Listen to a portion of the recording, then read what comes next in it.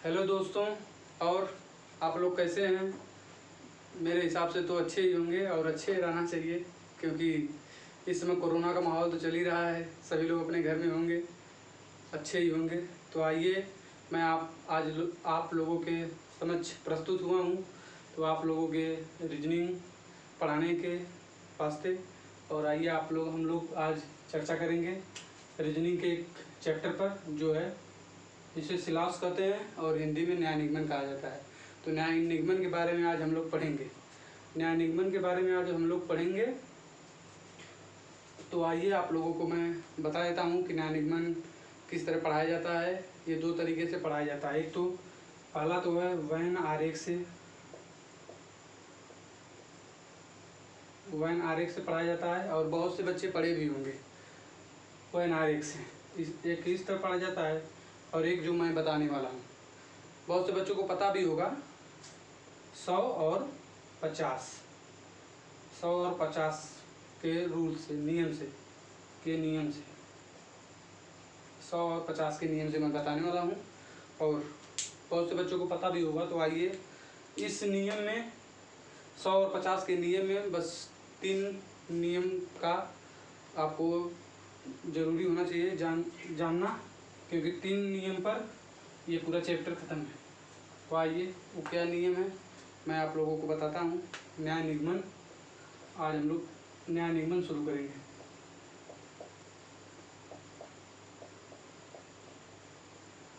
न्याय निगमन, जैसा कि आप लोग जानते ही होंगे, न्याय निगमन वैन आरेख के द्वारा बताया जाता है। तो लेकिन हम लोग वैन आरेख से नहीं पढ़ेंगे, हम लोग 100 और 50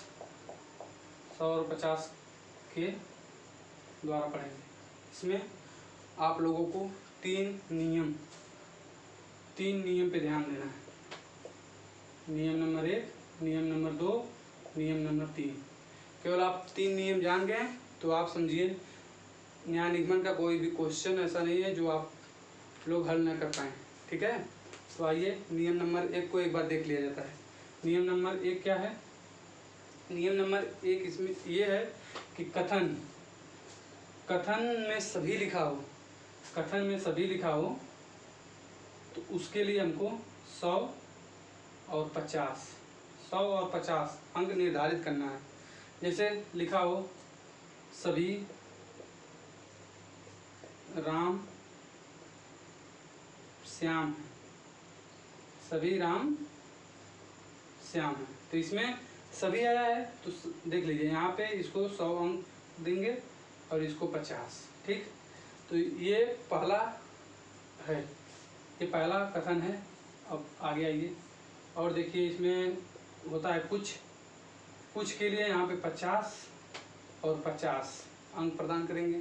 ठीक है, ये देखिए, ये जो है, ये कथन जो है पॉजिटिव है, और ये भी कथन जो है पॉजिटिव है। ठीक, तो पॉजिटिव ये भी कथन है, ये भी कथन है, लेकिन सभी है तो यहाँ 100 देंगे, यहाँ 50, और कुछ है तो 50। ठीक है, तो आइए अब देखते हैं क्या है। देखिए, अब आएगा निगेटिव, तो इसमें आएगा कोई नहीं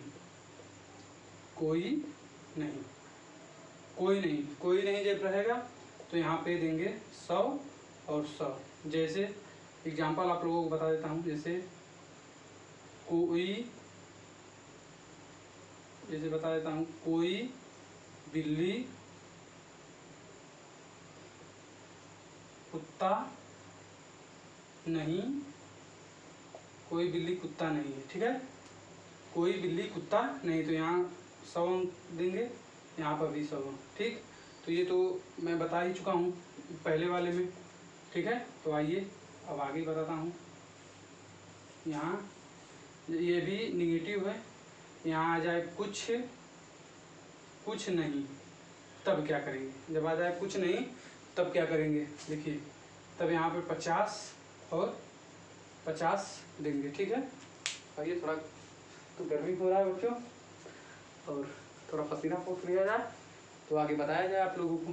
देखिए, यहाँ पे कथन हमारा पहला कथन पॉजिटिव, तो 100 50 देंगे, और निगेटिव तो कुछ रहेगा तो 50 50 देंगे। अभी आप लोगों को बताया हूँ, निगेटिव है, कोई नहीं है तो 100 100, और निगेटिव है कुछ नहीं है तो 50-50। ठीक, ये नियम नंबर 1 है। ठीक है, बस आप लोगों को 3 नियम को ध्यान देना है। 3 नियम 2 नोट, उसके बाद और कुछ नहीं, बस प्रश्नों को तुरंत हल किया जाएगा। देखिए नियम नंबर 1 हो गया, तो स्क्रीनशॉट लेना है तो ले लो बच्चों, नहीं तो नोट कर लिए हो तो कोई बात नहीं, मिटा दूँ। स्क्रीनशॉट लेना है तो ले लीजिए। ठीक है, हो गया होगा मेरे हिसाब से। चलिए आज मिटाते हैं। अब आते हैं नियम नंबर 2 पर। अब देखते हैं नियम नंबर 2 में है क्या। ठीक है, क्योंकि 3 नियम है तो तीनों नियम को जानना बेहद जरूरी है, क्योंकि एक भी नियम छूटा तो क्वेश्चन हल नहीं होगा। ठीक है, तो आइए नियम रूल 2। ठीक है, तो इसमें आपका कथन पॉजिटिव है। हाँ, ये कथन पॉजिटिव है, दूसरा भी कथन पॉजिटिव है, तो हमारा जो कंक्लूजन होगा, निष्कर्ष होगा, वो होगा पॉजिटिव। ठीक है, हमारा कथन पॉजिटिव है, दूसरा भी कथन पॉजिटिव है, तो हमारा निष्कर्ष क्या होगा, पॉजिटिव होगा। और हमारा कथन पहला पॉजिटिव है, दूसरा निगेटिव है, पहला धनात्मक है, दूसरा ऋणात्मक है, तो हमारा निष्कर्ष जो होगा वो ऋणात्मक होगा। ठीक है, और मान लीजिए पहला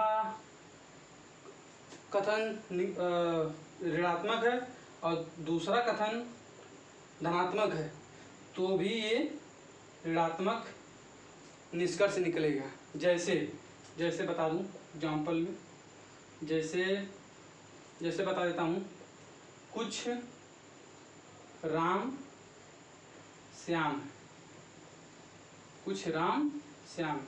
देखिए इसमें कहीं निगेटिव बात तो कही नहीं गई, इसलिए ये क्या होगा, पॉजिटिव होगा। ठीक, और देखिए इसमें देखिए कुछ, इसी बता देता हूँ, कुछ राम श्याम नहीं है, श्याम नहीं है, तो ये क्या हो जाएगा, आपका ऋणात्मक हो जाएगा। तो यही बताया गया है। जैसे ऋणात्मक कथन रहे तो ऋणात्मक एक कथन, दूसरा कथन धनात्मक हो, तो हमारा निष्कर्ष कैसा होगा, ऋणात्मक होगा। ठीक है, तो आइए इसको मिटाते हैं उदाहरण को, और आपको ले चलते हैं रूल नंबर 2 में। तो हम लोग चल ही रहे हैं, तो आइए अब एक और बता देता हूँ। पहला ऋणात्मक हो कथन, दूसरा भी ऋणात्मक हो, तो यहाँ पे हमारा कोई निष्कर्ष नहीं निकलेगा। ठीक है बच्चों, कोई निष्कर्ष नहीं होता है। ठीक है, कोई निष्कर्ष नहीं होता। यहाँ ऋणात्मक हो गया, दूसरा भी ऋणात्मक हो गया, तो कोई निष्कर्ष नहीं निकलेगा। ठीक है, तो स्क्रीनशॉट लेना चाहते हैं तो ले लो, क्योंकि देखिए पहला पॉजिटिव होगा, दूसरा भी पॉजिटिव, तो कथन निष्कर्ष जो हमारा होगा पॉजिटिव होगा। और दूसरा, पहला पॉजिटिव है, दूसरा निगेटिव है, तो हमारा कथन क्या होगा, निगेटिव। जैसे ऋणात्मक, इसे ऋणात्मक कहते हैं। ठीक है, हिंदी में। और देखिए पहला भी ऋणात्मक है, दूसरा धनात्मक है, तो भी ऋणात्मक निकलेगा। और पहला भी ऋणात्मक है, दूसरा भी ऋणात्मक है, तो कोई निष्कर्ष यहाँ पे नहीं निकलेगा। ठीक है, आइए रूल नंबर 3 पे चलते हैं। स्क्रीनशॉट लेना है तो ले लीजिए, हट जा रहा हूँ थोड़ा, स्क्रीनशॉट ले लीजिए। आइए मिटाते हैं।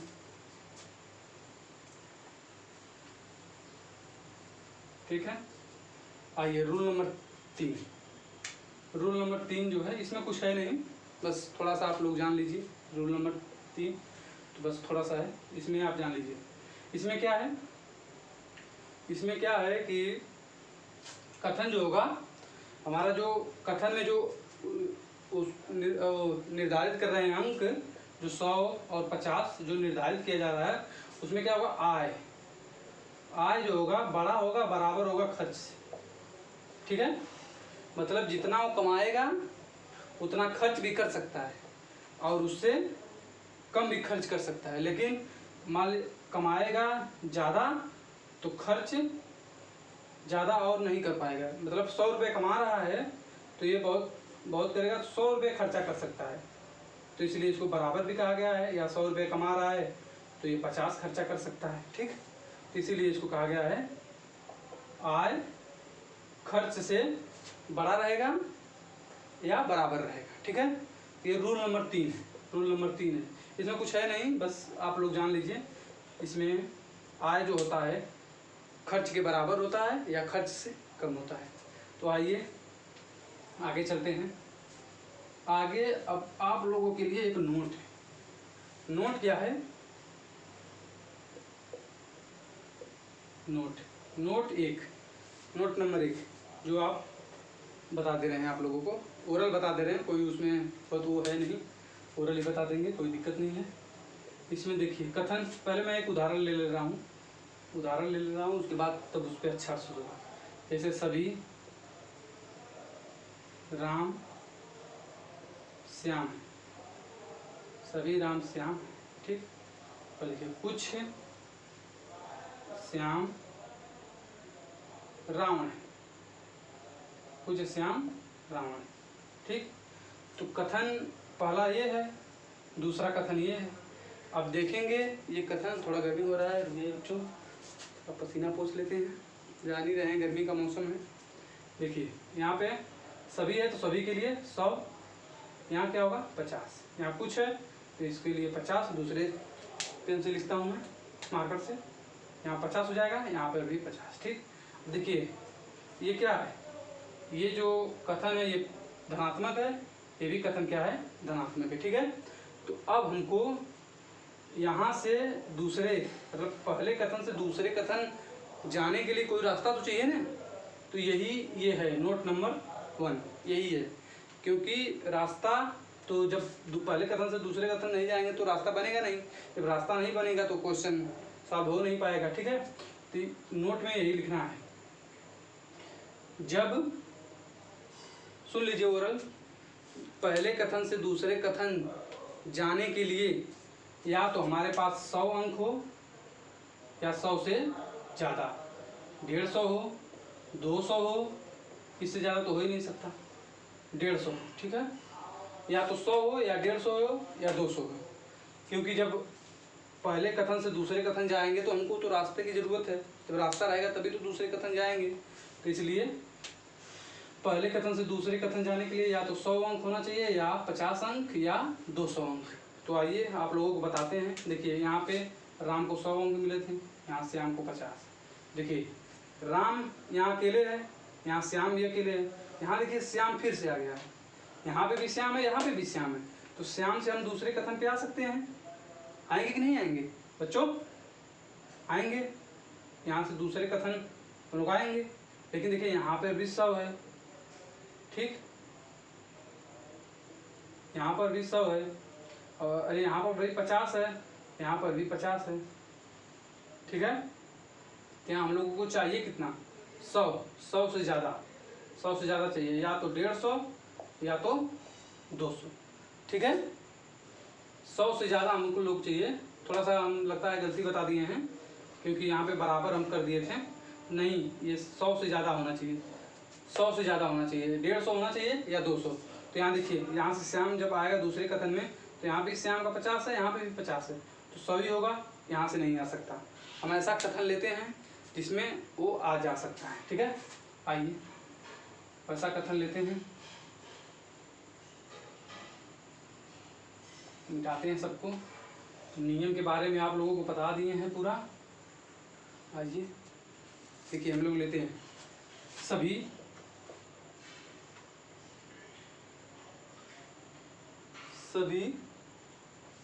लीजिए राम सभी राम श्याम हैं, ठीक है। कुछ राम रावण, ठीक है। अभी हम आप लोगों को बस छोटा छोटा क्वेश्चन का मतलब एग्जांपल दे रहे हैं कि आप लोगों को बस समझ में आ जाए। उसके बाद बड़े बड़े क्वेश्चन तो हम लोग करेंगे ही, कोई भी क्वेश्चन हो सॉल्व होगा इसी मेथड से, 100 और 50 के मेथड से, और कोई रूल लगाने की ज़रूरत नहीं है। 100 और 50 3 नियम, तीन रूल और एक नोट, ठीक है, एक नोट, इसी से पूरा प्रश्न हल होगा, ठीक है।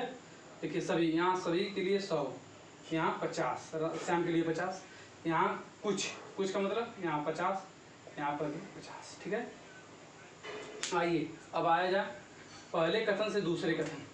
पहले कथन से दूसरे कथन आया जाएगा राम के माध्यम से, क्योंकि श्याम यहाँ अकेला है, यहाँ तो श्याम है नहीं, इसलिए राम के माध्यम से आया जाएगा। तो यहाँ राम के अंक कितना मिला, 100 अंक मिला है। यहाँ पर कितना मिला है, 50। तो ये कितना हो गया, 150। 100 और 50 कितना होता है, 150। मतलब 150 अंक गया, 150। 100 और 50, 150 हो गया।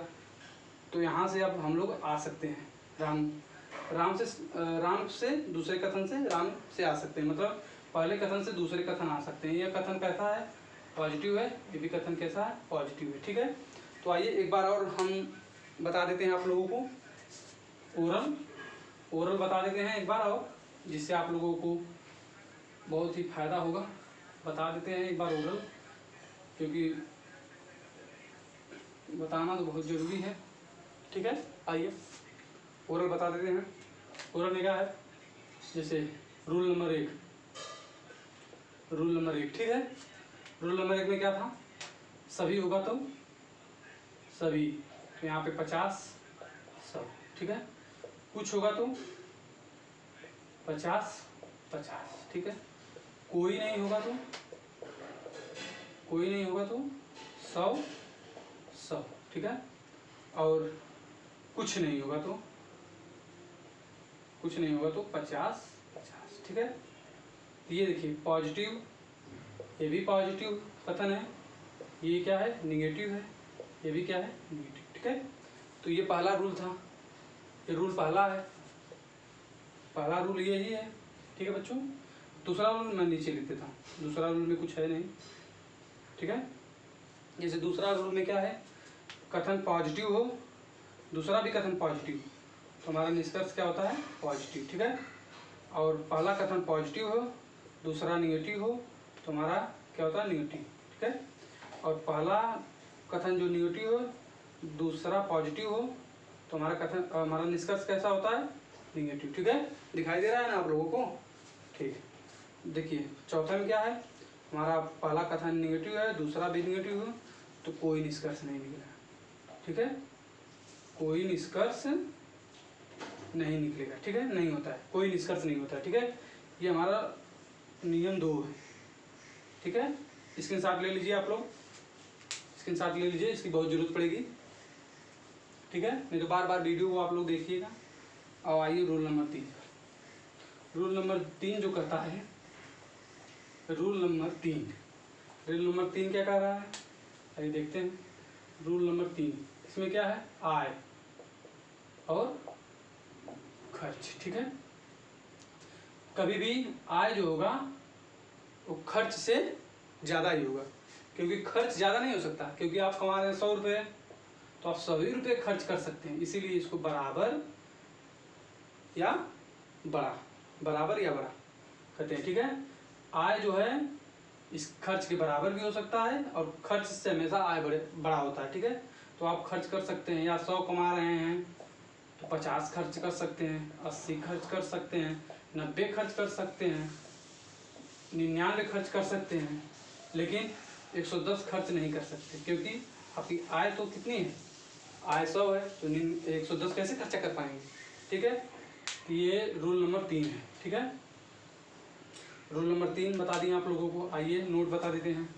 नोट में क्या है, नोट में एक बार और हम चर्चा कर देते हैं अच्छे से, क्योंकि उसमें थोड़ा सा गड़बड़ हो गया था, बता नहीं पाए हैं, लेकिन अब की बार बता दे रहे हैं। ठीक है, देखिए नोट में क्या है, नोट में यही है कि पहले कथन से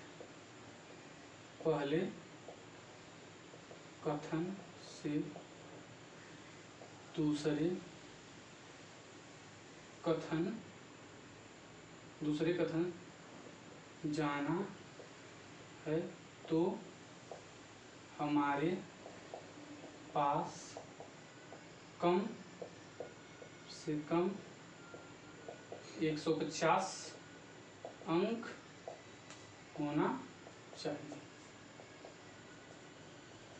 ठीक है, पहले कथन से दूसरे कथन जाना है तो हमारे पास कम से कम 150 अंक होने चाहिए। एग्जाम्पल मैं आप लोगों को बता देता हूँ, वही एग्जाम्पल है, सभी राम श्याम है। ठीक, सभी राम क्या है, श्याम है। अब कुछ राम रावण है, कुछ राम रावण। पहले हमारी प्रथम प्राथमिकता क्या होगी, इस कथन को रूल नंबर वन से देखेंगे। कथन कैसा हमारा, पॉजिटिव है। ये भी कथन क्या है, पॉजिटिव है। ठीक है, तो इस पे अब सभी है, सभी के लिए तो 100 अंक और दूसरे वाले 50। देखिए सभी के लिए 100, ठीक है, और यहाँ 50, ठीक है, 50। ठीक, यहाँ कुछ है, यहाँ राम के लिए 50, यहाँ रावण के लिए भी 50। ठीक है, अब देखिए पहले कथन से दूसरे कथन हमको जाना है। पहले कथन से दूसरे कथन जाना है तो हमें कॉमन खोजना पड़ेगा। क्या कॉमन है, पहले कथन में भी है, दूसरे कथन में भी है। तो यहाँ पे क्या है, राम हमारा क्या है, कॉमन है। तो राम काम अंक, दोनों अंक देखेंगे क्या क्या है, 100 है प्लस 50, दोनों ये कितना है, 150। ठीक है, तो क्या हम पहले कथन से दूसरे कथन आ सकते हैं कि नहीं, आ सकते हैं, श्योर आ सकते हैं। तो बस यही 3 रूल और एक नोट था जो आप लोगों को मैंने बताया। इसी से हम लोग क्वेश्चन को हल करेंगे। अभी आइए हम लोग क्वेश्चन को हल करते हैं, 1-2 क्वेश्चन ले लेते हैं, उसके बाद हम अपने अंतिम पड़ाव की तरफ चलेंगे। क्वेश्चन हम ले लेते हैं। क्वेश्चन आइए, कुछ स्केल, पहला क्वेश्चन है, ठीक, कुछ स्केल पेन, ठीक है, कुछ स्केल पेन है, कुछ, फिर उसके बाद कुछ रबड़ पेन है, कुछ रबड़ पेन है। फिर आइए क्या देखते हैं, तो इतना ही है।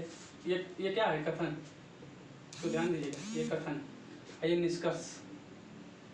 निष्कर्ष लेते हैं। ठीक है, निष्कर्ष नंबर फर्स्ट। तो इसमें क्या है, कुछ, यहाँ पे क्या है, कुछ रबड़ पेन है, कुछ रबड़ पेन है, या इसको कर लीजिए कुछ पेन रबड़ है। ठीक है, कुछ पेन रबड़ है, कुछ, यहाँ पे फिर ले लीजिए कुछ पेन स्केल है, कुछ पेन स्केल है। ठीक है, अभी ये मैं बहुत छोटा छोटा क्वेश्चन करवा रहा हूँ कि आप लोगों को बातें समझ में आए, इसलिए। देखिए पहला हमारा क्या रूल था, रूल यही था पहला, इसको देखेंगे, पहला पॉजिटिव है कि नेगेटिव। देखिए कथन कैसा है, पॉजिटिव है। दूसरा भी क्या है, पॉजिटिव है। तीसरा ये देखिए निष्कर्ष भी देखिए क्या है, कुछ पेन रबड़ है, पॉजिटिव ही है। ये भी देखते हैं, ये भी पॉजिटिव है। ठीक है, तो आइए अब इनका अंक का निर्धारण करेंगे।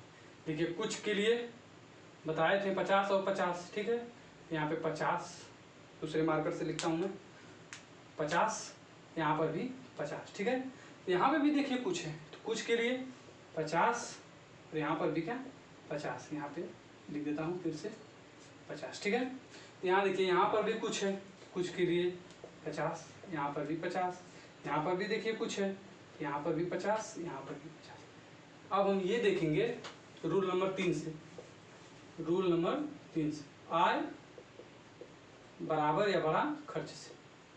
ठीक है, अब पहले कथन से दूसरे कथन भी हमको जाना है, क्योंकि जाना पड़ सकता है इसमें। तो पहले कथन में देखिए कॉमन क्या है, पहले और दूसरे कथन में कॉमन क्या है, पेन, पेन कॉमन है, यहाँ पर भी पेन।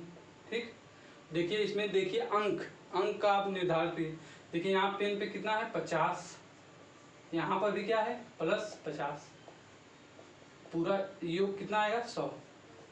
क्या बच्चों हम पहले कथन से दूसरे कथन जा सकते हैं, नहीं, क्यों, क्योंकि यहाँ अंक 100 हो रहा है, हम लोगों को चाहिए कितना 150। ठीक है, तो हम लोग नहीं जा सकते क्योंकि 100 योग 100 आ रहा है, हम लोगों को चाहिए 150 पहले कथन से दूसरे कथन में जाने के लिए, तो हो नहीं रहा है, इसलिए नहीं जा पाएंगे। तो हम लोग देखते हैं, प्रश्नों को हल करते हैं, क्योंकि पहले कथन से भी प्रश्न हल हो सकता है, दूसरे से भी हो सकता है। तो हल करेंगे। देखिए कुछ पेन रबड़ है, पेन कहाँ है, पेन यहाँ है, रबड़ यहाँ है। ठीक, पेन यहाँ है, रबड़ यहाँ है, तो हम लोग पहले कथन से दूसरे कथन जा ही नहीं सकते। तो जब जा ही नहीं सकते तो पेन और रबड़ में कॉम्बिनेशन मिल ही नहीं पाएगा, इसलिए क्या हो जाएगा, ये हो जाएगा गलत। ठीक है, अब देखिए अब क्या है दूसरा कथन, दूसरा निष्कर्ष क्या है, कुछ पेन स्केल है। कुछ पेन कहाँ है, यहाँ पर भी पेन है और यहाँ पर भी पेन है और दोनों जगह 50-50 है। ठीक है, अब देखते हैं स्केल। स्केल देखिए यहाँ नहीं है, यहाँ है। तो ये देखिए पहले कथन की बात हो रही है, पहले ही कथन में पेन और स्केल, यहाँ पर भी पेन को कितना मिला 50, यहाँ पर भी कितना मिला है 50, यहाँ स्केल को कितना मिला 50, यहाँ पर भी स्केल को कितना मिला 50, तो इसलिए क्या हो जाएगा सही। ठीक है, ये हो जाएगा सही। बच्चों समझ में आया, एक बार और बता दूं तो आइए आज बस इतना ही, आगे हम कल क्लास में बताएंगे और क्वेश्चन हल करवाएंगे। ठीक है, राधे राधे।